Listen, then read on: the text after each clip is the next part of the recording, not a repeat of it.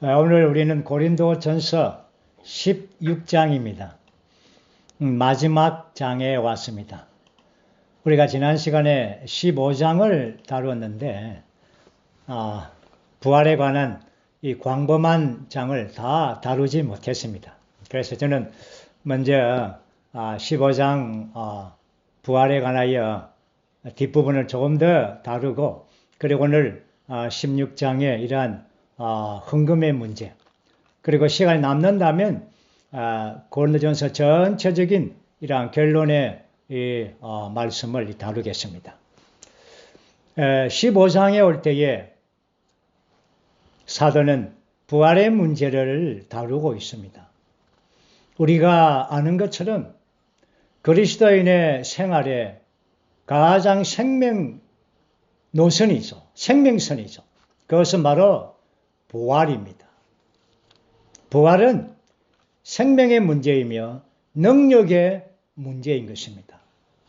주 예수님께서 첫 번째로 부활하셨습니다. 그분은 이 땅에 계셨을 때에 나는 부활이니, 그분은 부활의 사건에 들어가서 부활이 되신 것이 아니라 그분이 이 땅에 사실 때에 그분은 부활이었습니다. 이 말의 의미는 그분은 생명이며 생명의 능력 안에 사신 것입니다. 그렇기 때문에 사탄은, 마귀들은 주 예수님께 와서 어떠한 입지를 갖지를 못했습니다.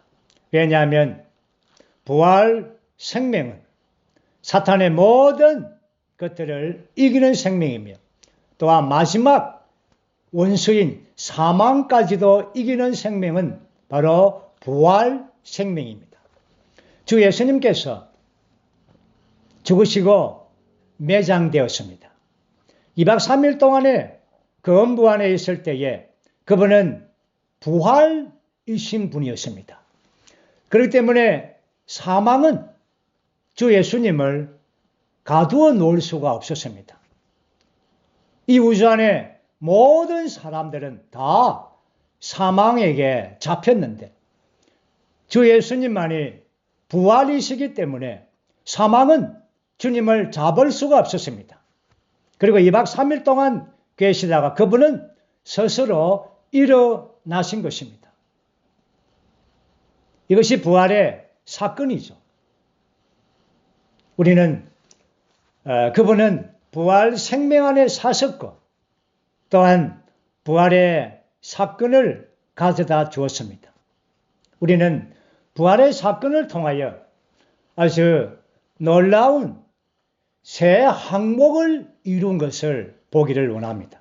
이것은 정말 놀라운 것입니다. 우주 가운데 가장 비밀스럽고 가장 위대하고 경이로운 것은 부활 안에서 주님께서 세 가지 항목을 이룬 것입니다. 첫째는 하나님의 맏아들로 출생한 것입니다. 사도행전 13장 33절이죠. 오늘날 내가 너를 낳았다. 오늘날은 바로 부활의 날인 것이죠. 그분은 부활을 통하여 그분은 맏아들로 출생한 것입니다. 그분은 독생자에 있었지만 그러나 인성이 그분이 부활을 통하여 아들로 인정받았습니다. 이것은 바로 맏아들로 태어남으로 이러한 몸의 머리가 되신 것입니다. 우주 안에 하나님의 행정을 지금 다루고 있는 이러한 그리스도의 몸, 그리스도의 몸은 하나님의 행정을 움직이는, 수행하는 수단입니다. 그러나 그 첫 번째 항목은 바로 머리이시죠. 그러므로 맏아들을 통하여 주 예수님께서 부활을 통하여 몸의 머리가 되셨습니다. 두 번째는 많은 아들들을 거듭나게 했습니다. 하나님의 많은 아들들이. 베드로전서 1장 3절에서 베드로행전에는 이 부분을 말씀하고 있죠. 우리가 주님의 부활 안에서 우리가 거듭났다라고 말합니다. 이것은 몸의 지체들이 산출된 것입니다. 여기에 몸의 머리와 몸의 지체들이 산출되었습니다. 왜 그렇습니까? 무엇입니까? 부활 안에서. 그러므로 하나님의 행정 안에서 부활은 굉장히 중요하고 전략적인 지점인 것입니다. 맏아들이 산출되고 많은 아들들이 거듭남으로 몸의 머리와 몸의 지체들을 얻게 된 것이죠. 그리고는 이제 세 번째 항목에서 아주 우리에게 매우 중요한 15장 45절 말씀이죠. 생명 주는 영이 되셨습니다. 생명 주는 영이 되셨다. 이것은 바로 이 많은 하나님의 많은 아들들로 거듭난 몸의 지체들에게 이러한 몸의 실제가 될 수 있도록 몸의 생명이 되신 것입니다. 그러므로 생명 주는 영은 영이 되신 분은 몸의 지체들에게 생명을 분배해 주어서 몸의 실제를 갖게 하는 것입니다. 왜 그렇습니까? 하나님의 행정이 수행되게 하기 위한 겁니다. 이제 우리는 이 생명 주는 영 15장 45절을 한번 제가 다시 한번 읽어드리겠습니다. 그러므로 성경에 기록된 대로 첫사람 아담은 산혼이 되었지만 마지막 아담은 생명 주시는 영이 되셨습니다. 아주 분명하게 생명 주시는 영. 이것은 바로 그분의 부활을 통하여 그분이 생명 주시는 계속적으로 라이프 기빙 계속적으로 주시는 영이 되신 것입니다. 제가 아침에 이 개역 성경과 흠정역, 킹제임스 번역본 여러 번역본을 제가 봤는데 거기에 개역과 이 킹제임스 번역에는 마지막 아담은 살려주는 영이 되었다라고 했습니다. 살려주는. 물론 뭐 틀린 방면은 아닙니다. 괜찮은 번역이죠. 그러나 살려주는 것보다 생명을 주는 영이죠. 계속적으로 지속적으로 생명을 주는 영이 되신 것입니다. 자, 이제 이 생명 주는 영에 대하여 저는 한 4가지 중요한 방면을 먼저 교통하기를 원합니다. 첫째는 이 생명 주는 영은 요한복음 7장에서 보여준 것처럼 그분이 생수의 원천을 우리 안에 넣으신 것입니다. 생수의 강들이 흘러나올 수 있도록. 요한복음 7장 37절에서는 그렇죠? 그 말씀 보면 주님께서 영광을 받지 않으신 거로 아직 그 영이 계시지 않았습니다. 그러나 영광을 받으시면 이 영광은 바로 죽음과 부활인 것입니다. 부활의 영광 안에서 그분은 생명 주는 영이 되신 것입니다. 그 영이 되신 것이죠. 우리의 믿는 이들 안에 생수로 흘러 들어오게 하신 것입니다. 두 번째는 이러한 생명 주는 영은 영적인 몸을 가지고 있습니다. 오늘 고린도전서에서 우리가 부활의 문제를 다룰 때에 여기 6항목을 다루고 있습니다. 우리가 지난 시간에 보았듯이 첫 번째 항목이 그리스도의 부활, 두 번째 항목이 부활이 없다는 사람들에 대한 반박, 세 번째 항목은 부활의 역사, 네 번째 항목이 부활의 도덕적인 영향, 다섯 번째 항목이 부활의 정의입니다. 그리고 여섯 번째 항목은 부활의 승리죠. 6항목을 다루고 있네요. 6항목. 근데 여기 다섯째 항목, 부활의 정의에서 특별히 부활의 몸에 대하여 다루고 있습니다. 부활한 이유는, 부활한 데는 어떤 몸이 있습니까? 여러분, 부활하면 몸이 있습니까? 바울은 그 부분을 설명하기 위하여 35절에서부터 계속적으로 44절까지 또한 49절까지 계속적으로 부활한 몸이 있다는 것입니다. 영적인 몸이 있다는 것입니다. 여기에 첫 사람 아담에도 몸이 있지 않습니까? 그것은 산혼이 되므로 몸을 가졌습니다. 옛 창조의 중심이죠. 옛 창조는 아담을 통하여 이러한 사람의 몸을, 혼적인 몸을 가졌습니다. 그리고는 이제 마지막 아담은 생명 주는 영이 되셔서 이러한 새 창조의 중심이 되었습니다. 그분은 부활 안에서 새 창조를 중심이죠. 이것은 바로 부활한 영적인 몸을 가지고 있다는 것입니다. 여기에 중요점은 몸입니다. 사람에게 창조할 때 몸을 가지고 있습니다. 모든 식물도 동물도 다 몸을 가지고 있습니다. 몸은 그래서 우리가 하나님께서 창조할 때에 그 창조의 중심은 사람이죠. 혼적인 이러한 산혼이 된 산혼을 가진 그 몸을 가지고 있습니다. 몸을 창조했죠. 그래서 안식하셨죠. 나중에 보겠지만 창조 안식일은 하나님의 창조를 기념하는 것이죠. 그러나 이제 여기에 부활한 날, 주의 첫날, 주님의 날은 부활의 날을 기념하는 것이죠. 이것은 바로 새 창조의 중심입니다. 우리의 혼적인 몸은 사실은 혼이 그 생명의 우리의 몸을, 타고난 몸을 지배하고 있습니다. 혼이 우리의 몸을 지배하죠. 그러나 영적인 몸은 이런 영으로 적셔진 부활한 몸이기 때문에 영이 그 몸을 지배하는 것입니다. 혼적인 몸은 여기에 앞에서 우리가 바울형제님 계속 설명한 것처럼 이렇게 썩는 것이죠.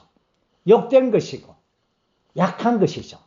그러나 이런 부활 안에서 영적인 몸은 썩지 않고 영광스럽고 능력이 있는 그러한 영적인 몸이 되는 것입니다.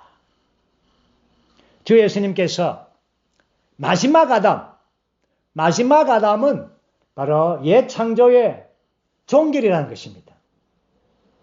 마지막 아담, 그렇죠? 옛 창조를 결론시켰죠. 종결시켜버렸다는 것이죠. 더 이상 아담이 없다는 것입니다. 마지막 아담이니까.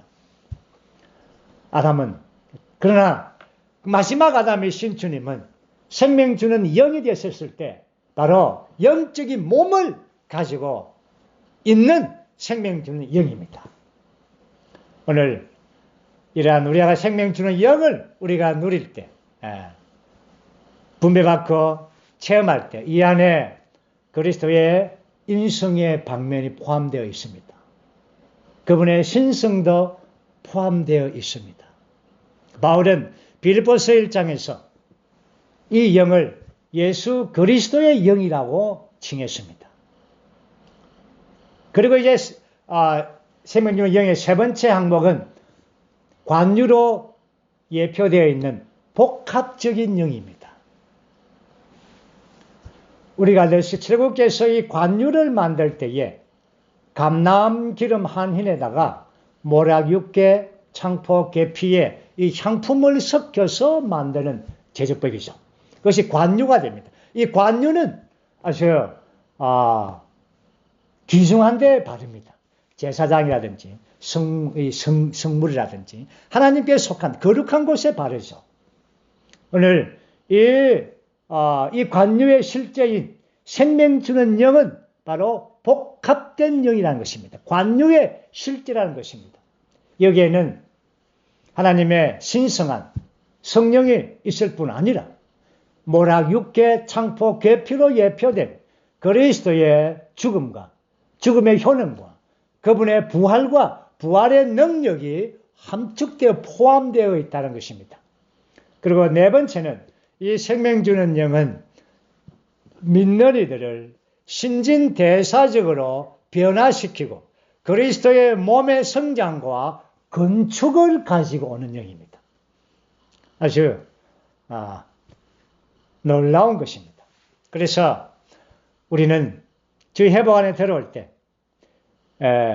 가장 성경 신약에서 위대한 구절 중에 하나이죠.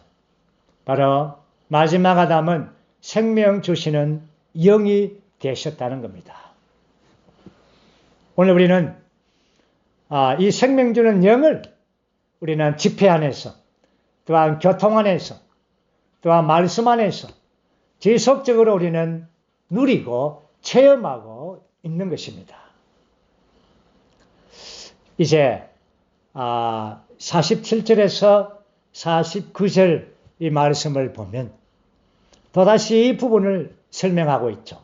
첫 사람은 흙에서 나왔으니 아담의 근은 흙입니다. 우리 잘 알지 않습니까?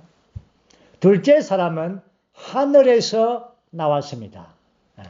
주님은 마지막 아담이시요 둘째 사람입니다. 이 온 우주 안에는 셋째 사람이 없습니다. 첫 사람 아담이냐 둘째 사람 그리스도냐. 온통 인류는 아담에게 속해서 다 하늘에 땅에 속한 흙에 속한 아담에 속한 사람이지만 그러나 우리는 그리스도 안에 속했으므로 둘째 사람이신 그리스도 안에 속했으므로 우리는 하늘에 속한 백성들입니다. 하늘에 속했다는 말은 그 본성이 바로 하늘에 속한 겁니다. 그 근원이 하늘이라는 것입니다. 그리스도 안에 있는 우리 모두는 다 하늘에 속한 생명과 본성을 가지고 있고 또한 부활의 날에 영적인 몸을 갖게 될 것입니다. 49절 말씀 보면 우리가 흙에 속한 사람의 형상을 지닌 것 같이 또한 하늘에 속한 분의 형상을 지닐 것입니다. 무엇을 통해서? 부활을 통해서. 이것이 우리의 운명이죠. 우리는 태어날 때에 우리는 첫 사람에게 포함되었습니다. 흙에 속했죠. 그러나 우리가 그리스도 안으로 믿음을 통하여 그리스도 안으로 들어갈 때 우리는 하늘에 속한 이러한 위치를 갖게 된 것입니다. 그뿐입니까? 또한 하늘에 속한 분의 형상을 지니게 될 것입니다. 여러분 안에 계신 그리스도는 영광의 소망입니다. 이 영광의 소망이라는 것은 우리 안에 그리스도께서 우리를 통하여 우리가 변행되어서 영적인 몸을 입게 될 것입니다. 그 좋은 예로 우리는 그 고체 안에 있는 유충 애벌레가 얼마나 그렇죠? 보기 흉합니까? 애벌레가. 그렇지만 그가 나비가 되는 것입니다. 그 형태가 그렇죠?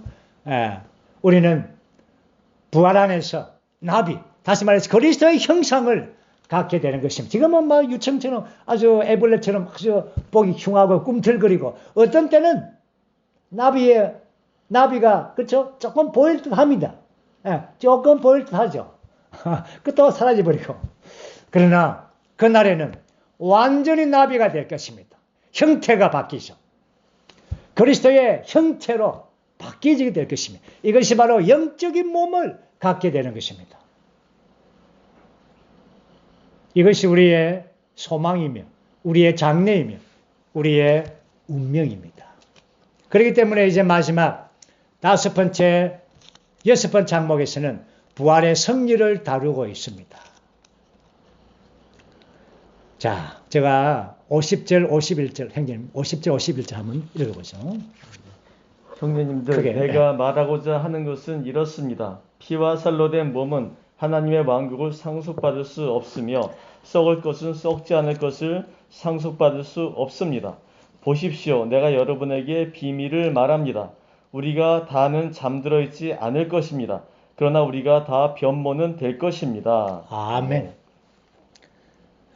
썩지 않을 것이 썩을 것을 이길 것입니다.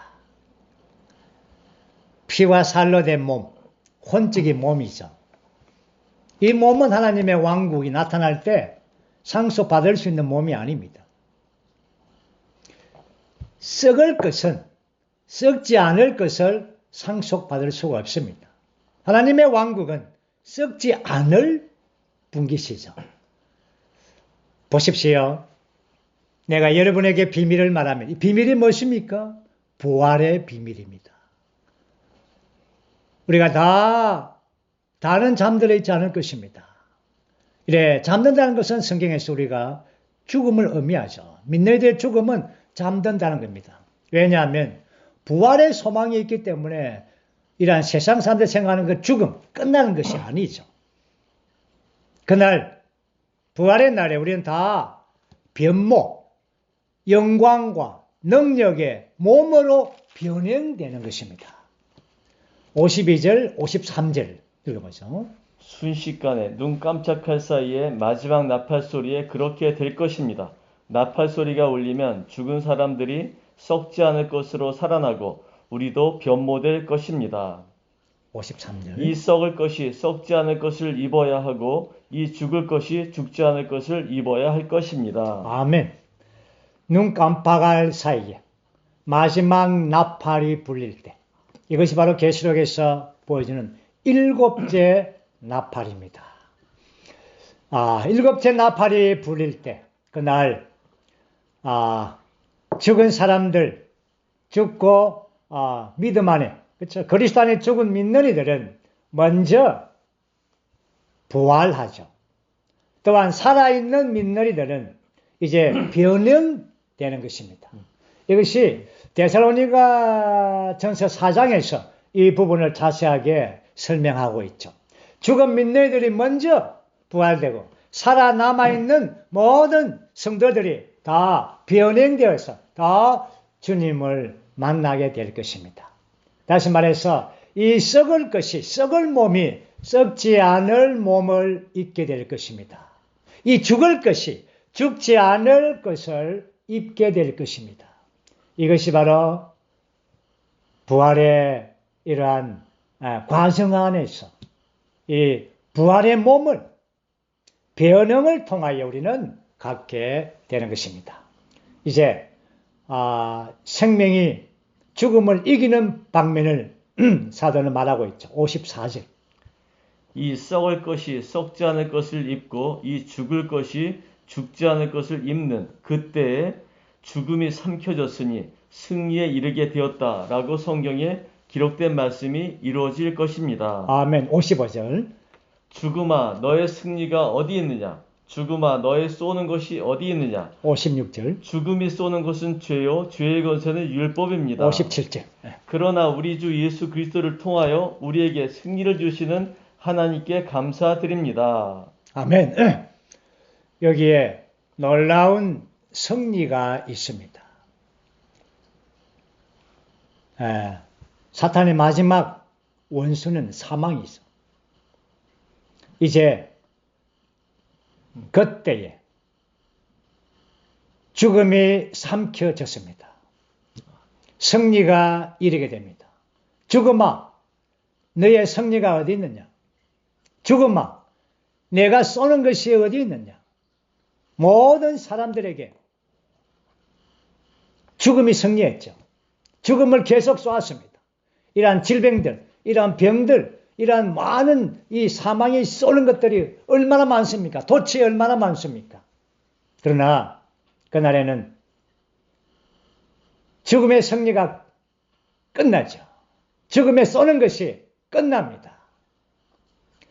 모든 것이 다 부활 안에서, 생명 안에서 생명의 승리가, 부활의 승리가 선포되는 것입니다.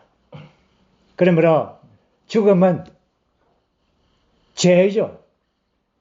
죽음에 이르도록 계속 죄로서 인류를 쏘았습니다. 죄의 권세가, 율법이 그렇죠? 율법이, 다시 말해서 이러한 죄의 이러한 법, 죄의 권세는, 죽음에 대한, 죄에 대한 정죄는 그리스도의 죽음으로 끝냈습니다. 그러나 이 죄의 법, 죄의 권세, 죄의 능력은 부활을 통하여, 부활의 성령을 통하여 이 권세를 끝냈습니다. 부활을 통하여 우리는 체험적으로 이러한 죄의 권능을 이길 수가 있습니다. 생명의 성령의 법이 죄의 법을 이기는 것입니다. 어디에서? 부활 안에서 이루어지는 것입니다. 이 죄는 율법을 통하여 우리에게 우리의 양심 안에서 하나님께 저주와 유죄 판결을 받게 합니다. 따라서 율법은 죄의 능력이 되어 우리를 죽이죠.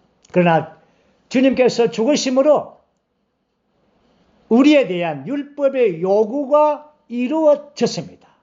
그러므로 죄의 권능, 권세는 폐기되었습니다. 그리스도의 죽음을 통하여 죄는 유죄 판결을 받았고 율법은 폐기되었습니다. 그리고 그분의 부활을 통하여 죽음이 삼켜졌습니다. 그러므로 우리는 57절에서 우리 주 예수 그리스도를 통하여 우리에게 승리를 주시는 하나님께 감사를 드립니다. 감사를 드렸습니다. 그리고 이제 15장의 마지막 절은 우리가 함께 읽어보겠습니다. 그러므로 내 사랑하는 형제님들, 여러분은 경고하여 흔들리지 말며 항상 주님의 일을 더욱 많이 하십시오. 여러분이 아는 대로 여러분의 수고가 주님 안에서 헛되지 않습니다. 그러므로 15장의 부활에 관한 이러한 많은 항목들을 다루고 난 다음에 결론적으로 내 사랑하는 형제님들, 바울은 고린도의 성도들에게 가장 친밀하게 이런 의조를 대했습니다. 여러분은 이제 경고하여 흔들리지 마십시오.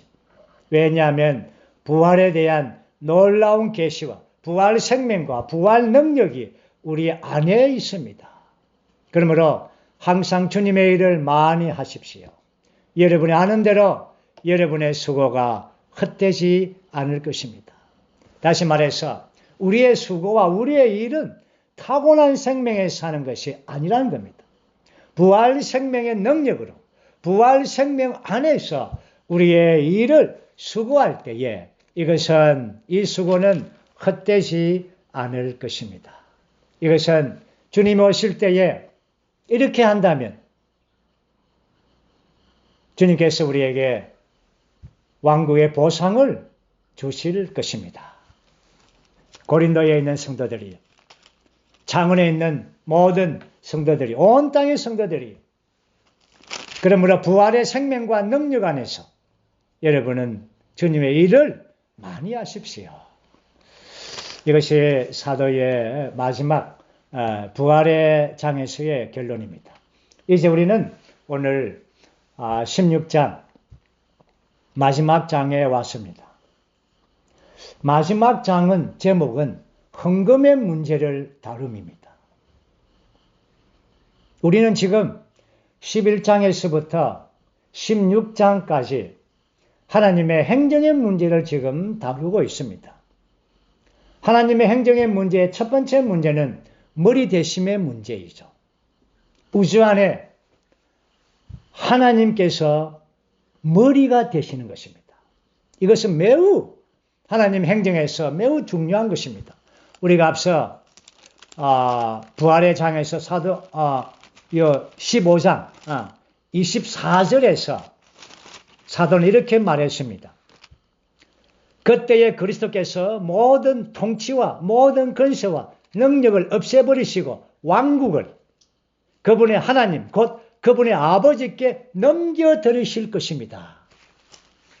이것은 우리는 그분은 천년 왕국 때에 이 온 땅과 우주를 다스릴 것입니다. 그리고 천년왕국 끝에 이제 여기에서 아버지께 그분의 모든 왕국과 그 은혜를 아버지께 넘겨드립니다. 왜 그렇습니까? 이것이 바로 하나님의 행정의 완성인 것입니다. 다시 말해서 머리 대심의 문제가 세워지는 것입니다. 오늘 교회 안에서 세상은 이 문제에 대해서 접근할 수가 없습니다. 의미를 모르죠. 하나님을 모르니까 어떻게 하나님의 행정을 알겠습니까? 그러나 교회는 하나님의 행정을 알기 때문에 머리 대심의 문제가 제일 첫 번째이죠. 그리스도의 머리는 남자이며 남자의 머리는 남자는 여자의 머리입니다. 그리스도는 남자의 머리고 남자는 여자의 머리입니다. 이것이 하나님의 머리 되심의 하나의 원칙이죠. 그 다음에 이제 두 번째 항목을 본 것은 바로 몸의 하나입니다. 만찬의 문제를 다루면서 몸의 하나를 다루었습니다. 왜냐하면 하나님의 행정이 수행되는 수단은 바로 몸입니다. 다시 말해서 머리가 회복되었을 뿐 아니라 몸이 회복되어야 되는 것입니다. 몸인 교회를 통하여 하나님의 행정적인 이러한 통치가 이루어지는 것입니다. 그렇기 때문에 교회가 그리스도의 몸이 하나 되는 것은 정말 매우 중요한 것입니다. 우리의 관념이 아니죠. 우리의 누림이 아닙니다. 하나님의 그분의 이러한 권익을 위해서입니다. 그래서 이 몸의 하나의 문제를 다루고 난 다음에 곧 은사의 문제를 다룹니다. 은사가 뭡니까? 모든 지체들이 기능을 발휘하는 것이죠. 그래서 14장에서 온 성도들이 기능을 발휘하는 것입니다. 그래서 교회 안에 은사자들을 주지 않았습니까? 사도와 신은자와 복음 전하는 자와 목자와 교사, 이 네 부류의 종류의 은사자들을 교회 안에 주신 것은 온 성도들을 온전케 하는 것입니다. 그래서 모든 지체들이 이러한 그리스도의 몸을 건축하게 하는 것입니다. 이것이 이러한 건축을 위하여 이러한 모든 지체들이 은사, 기능을 발휘하게 하는 것입니다. 그래야만이 몸의 하나가 건축되고 하나님의 행정이 몸을 통하여 수행되고 완성되어지는 것입니다. 그리고는 이제 하나님 행정의 네 번째 문제가 부활의 문제입니다. 사실은 모든 이 문제들은 다 부활의 이러한 중심적인 항목이죠. 부활은 그리스도의 몸 안에서 생명이며 또한 능력이며 또한 이 몸을 수행하는 이러한 전략적인 지점이 부활인 것입니다. 천년적인 생명은 그리스도의 몸 안에 어떤 부분도 들어와서는 안 되는 것입니다. 그만큼 매우 엄중한 방면이죠. 그리고 이제 마지막에 16장에 올 때 헌금의 문제를 다룹니다. 상당히 우리가 볼 때는 이 5가지의 항목이 하나님의 행정의 관점에서 계속 다루어지고 있는데 왜 이러한 헌금으로 마지막 부분에 있는가? 헌금은 재물입니다. 돈입니다. 영적이지 않습니다. 그런데 이것이 왜 여기 마지막 지점에 와 있는가? 참 이것이 우리가 이해하기는 쉽지 않지만 그러나 사도는 이 부분을 결론으로 주어졌습니다. 하나님의 행정의 이 부분의 결론을 헌금의 문제에 주어졌습니다. 이러한 재물은 우리가 알듯이 돈은 하나님의 돈을 만드신 창조한 게 아닙니다. 하나님은 돈을 창조한 적이 없습니다. 하나님 우주 만물을 창조했지 않습니까? 그러나 사람들은 이러한 돈을 만들었죠. 사탄에 의한 체계를 갖습니다. 모든 인류는, 모든 사람들은 돈의 지배하에 있습니다.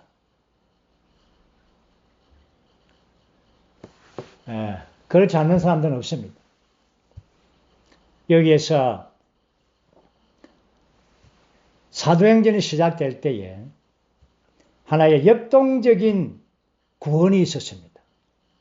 그것은 자기의 소유를 자기 것으로 여기지 않았다는 겁니다.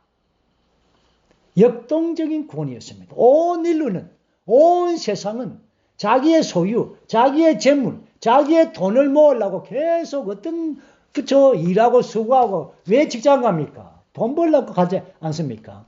돈 안 준다 하면 직장에 누가 가겠습니까? 많은 경우에, 우리 일을 해야 된다. 직장이 필요하다. 돈을 안 주면 안 갑니다. 돈을 위해서 직장에 가는 겁니다. 모든 사람이 그래서. 그러나 사도행전 시작될 때에 거기에 역동적인 구원이 있는데, 바로 사탄의 이러한 마취를 이겨버린, 역동적인 세상을 이긴 그런 구원을 가져왔습니다. 주 예수님께서 이 땅에 계셨을 때에 그러한 말씀들을 많이 전했습니다. 특별히 누가복음에서, 그렇죠? 특별히 누가복음에서 누가복음 18장의 말씀 보면 부자 청년, 관원이 왔지 않습니까? 그래서 주님께서 율법의 그 부자 관원이 이렇게 했죠. 내가 어떻게 하여야 영원한 생명을 상속받겠습니까? 이렇게 질문했습니다. 그리고는 이제 율법을 다 지켰습니다. 이 청년이. 그런데 주님께서 뭐라 했습니까? 아직도 그대에게 부족한 것이 있습니다. 무엇입니까? 그 부족한 것은 그대가 가진 모든 것을 팔아서 가난한 사람들에게 나누어 주십시오. 그러면 그대가 하늘에서 보화를 얻을 것입니다. 그리고 나서 나를 따르십시오. 이 부자가 큰 부자이기 때문에 몹시 근심하여서 집에 갔습니다. 그리고는 주님께서 이런 말씀했죠. 낙타가 바늘길을 통과하는 것이 부자가 하나님의 왕국에 들어가는 것보다 쉽습니다. 그러면은 부자는 하나님의 왕국을 상속받지 못한다는 겁니다. 한마디로 말해서.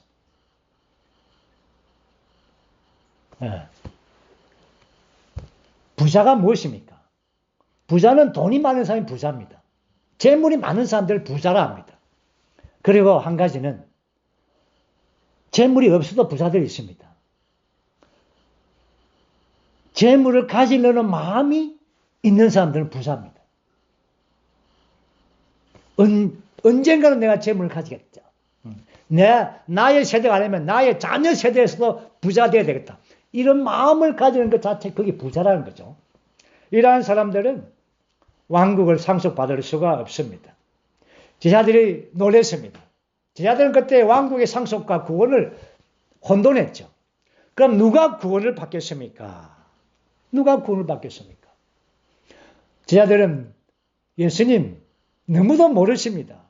모든 사람들은 다 재물을 다 사랑을 좋아하고, 사랑을 좋아하지 않아도 그 재물이 필요하지 않습니까? 누가 구원받겠습니까? 주 예수님은 지혜로우신 분이시죠. 19장에 가면, 그 다음 장에 가면 누가 나옵니까? 삭개오가 나옵니다. 모든 죄인들이 구원받을 때 죄 용서함 받고 또 병이 낫고 많은 이러한 방법이 있는데, 삭개오는 구원을 받을 때 자기의 재산 절반을 가난한 자한테 나누어 주겠습니다. 내가 만약에 누구를 토색했으면 내가 4배를 갚겠습니다. 다시 말해서 삭개오의 구원은, 역동적인 구원은 재물을 던져버렸습니다. 제자들이 놀랬죠. 18장에서 누가 그러면은 구원을 받겠습니까? 했는데 아니 삭개오가 제사를 던져버리니까 많은 제자들이 보고 놀랐습니다.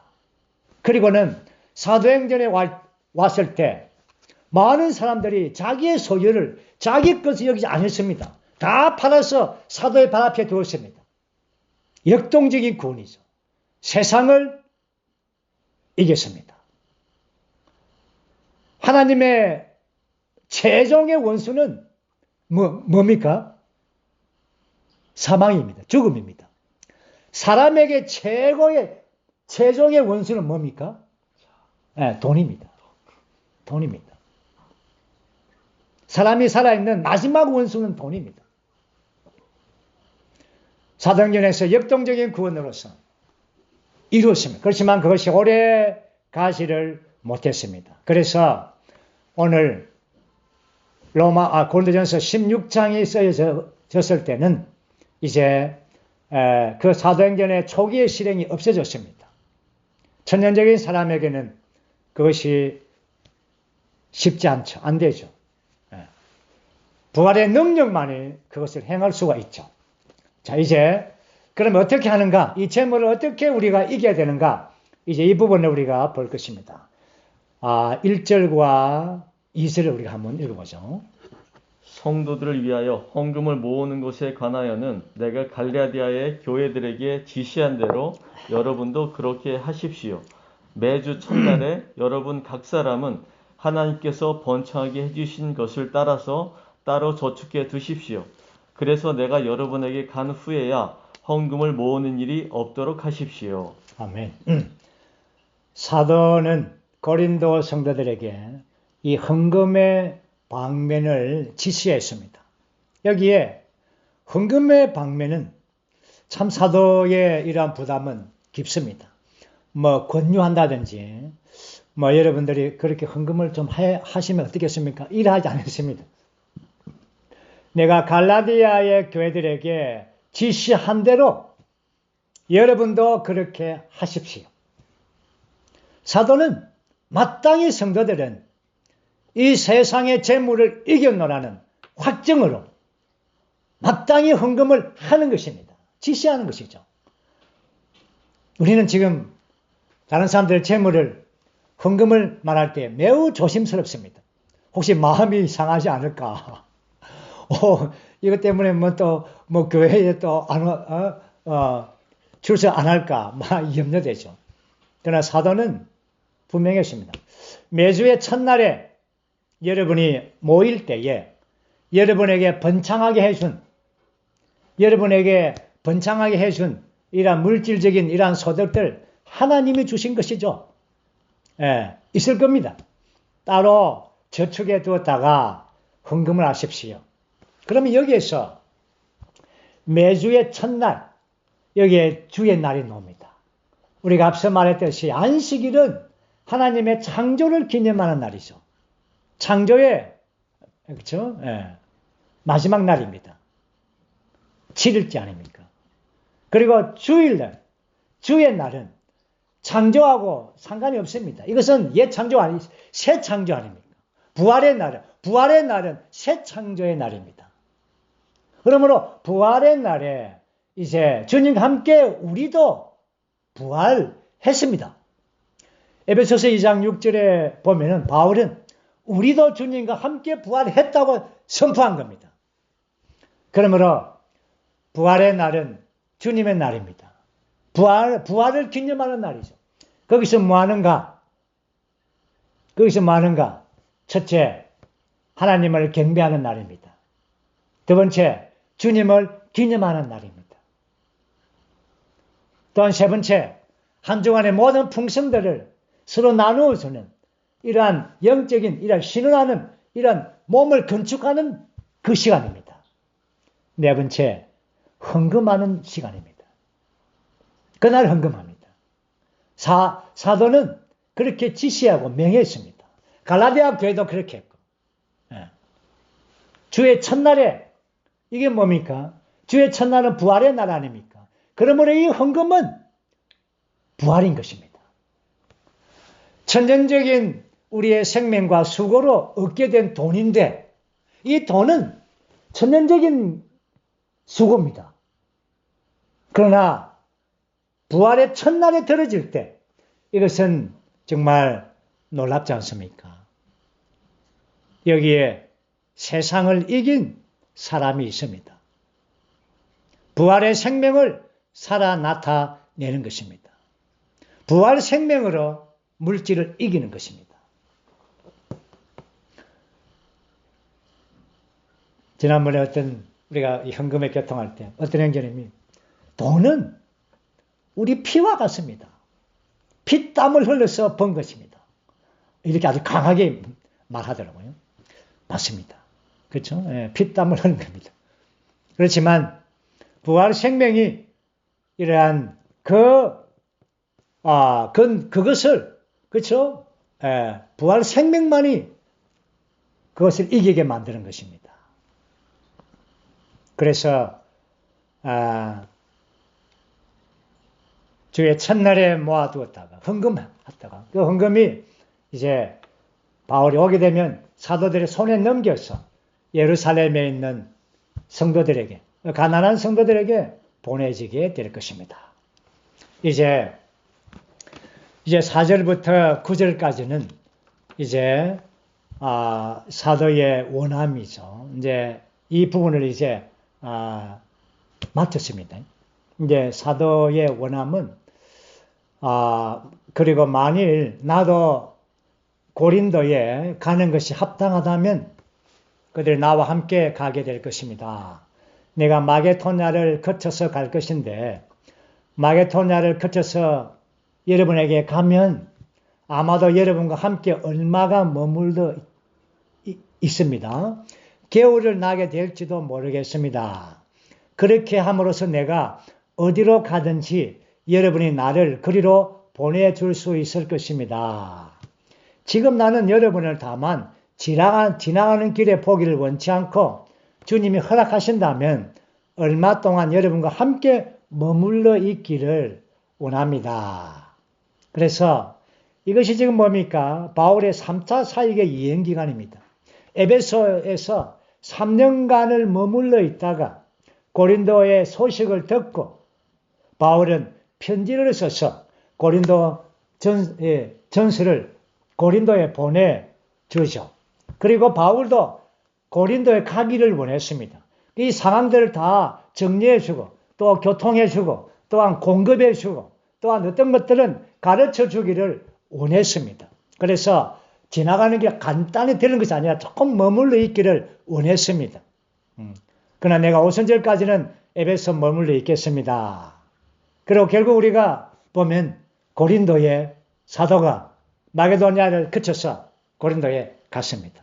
그러나 그곳에서 그렇게 오랫동안은 있지를 못했죠. 어쨌든 곧 또 예루살렘으로 가야 될 부담 때문에 바울과 그 일행들은 이제 다시금 예루살렘을 향하여 가죠.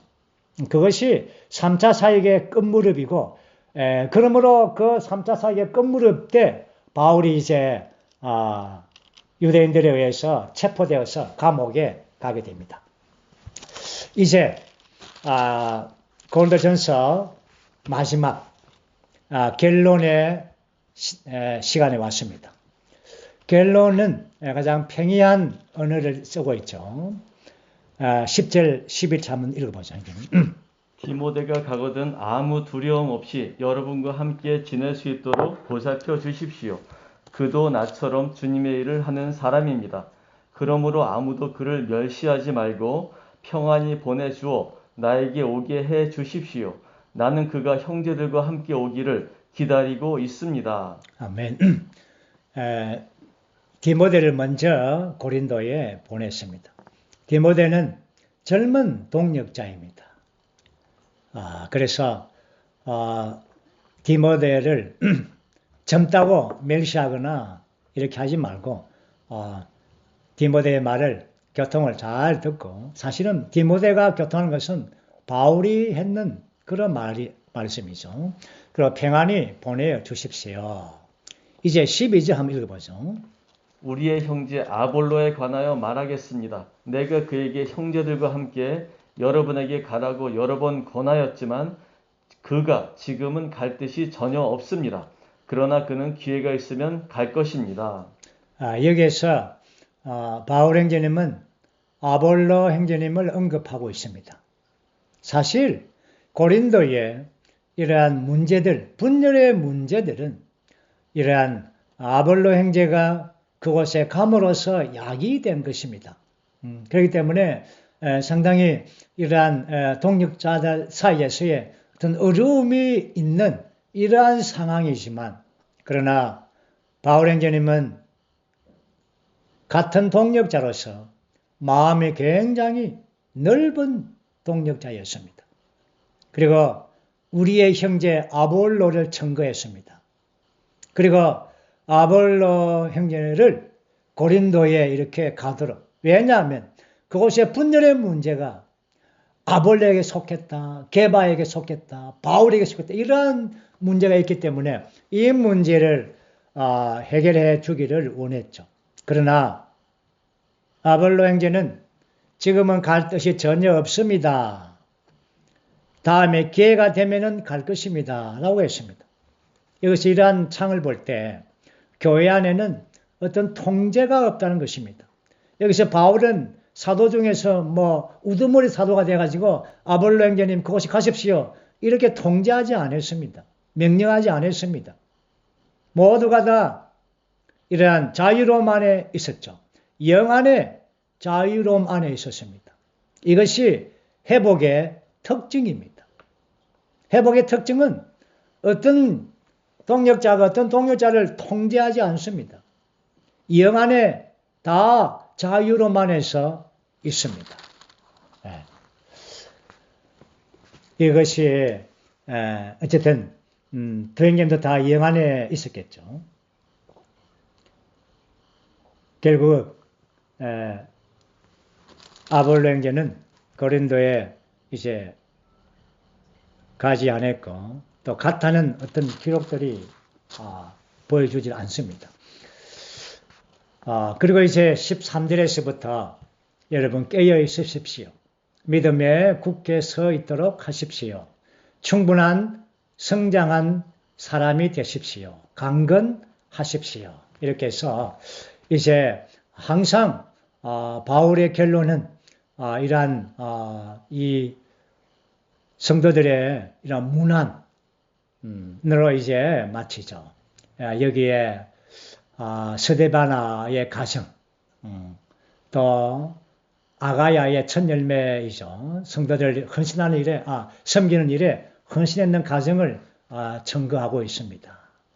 또 스바나와 버드나도와 아가이고와 이런 지체들을 언급했죠. 교회 안에 교회를 섬기는, 성도들을 섬기는 지체들의 이러한 가정들을 언급하는 것입니다.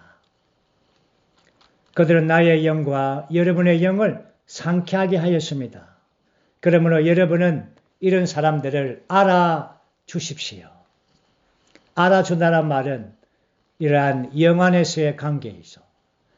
이러한 신실하고 헌신된 이러한 가정들, 성도들을 돌보는 가정들, 다음 세대를 기억하고 그들을 섬기는 가정들, 이러한 가정들을 여러분들은 알아봐 주십시오.